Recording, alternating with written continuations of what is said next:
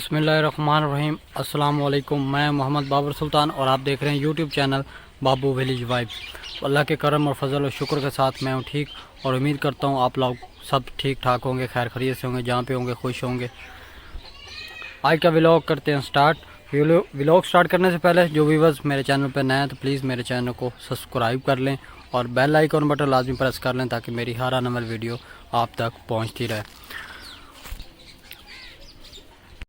तो व्यूअर्स सुबह 9:30 का टाइम है और अभी घर से नाश्ता वगैरह किया है। पहले मुरब्बे गए थे, नाश्ता करके जनाब अब बाहर निकले हैं।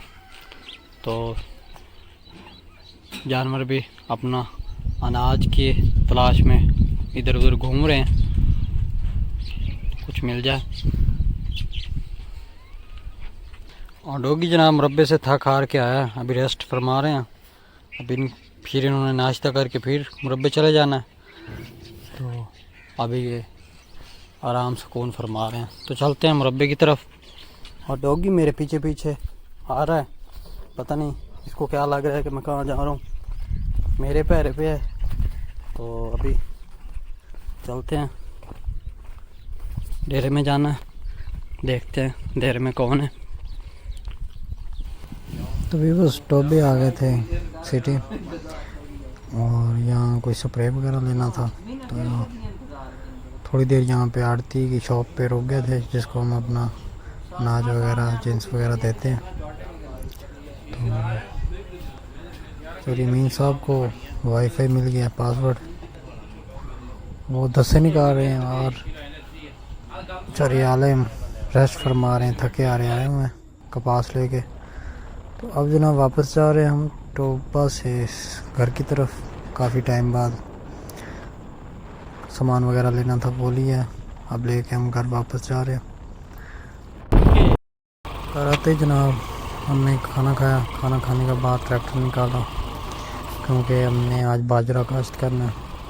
तो उस सिलसिले में जनाब ट्रैक्टर लेके हम मुरब्बे जा रहे हैं।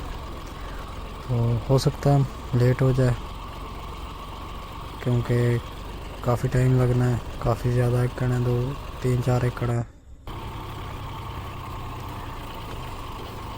शाम भी हो सकती है। अब मुरब्बे से आगे निकल गए।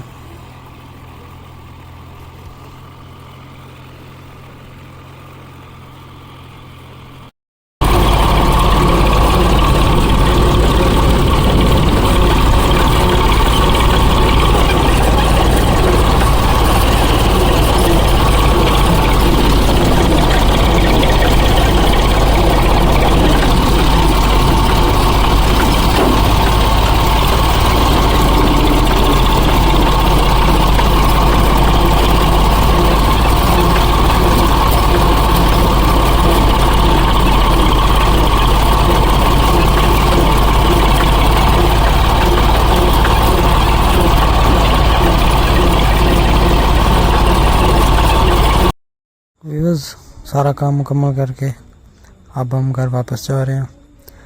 तो इसी के साथ आज का व्लॉग एंड करते हैं। कल नए व्लॉग के साथ फिर हाजिर होंगे।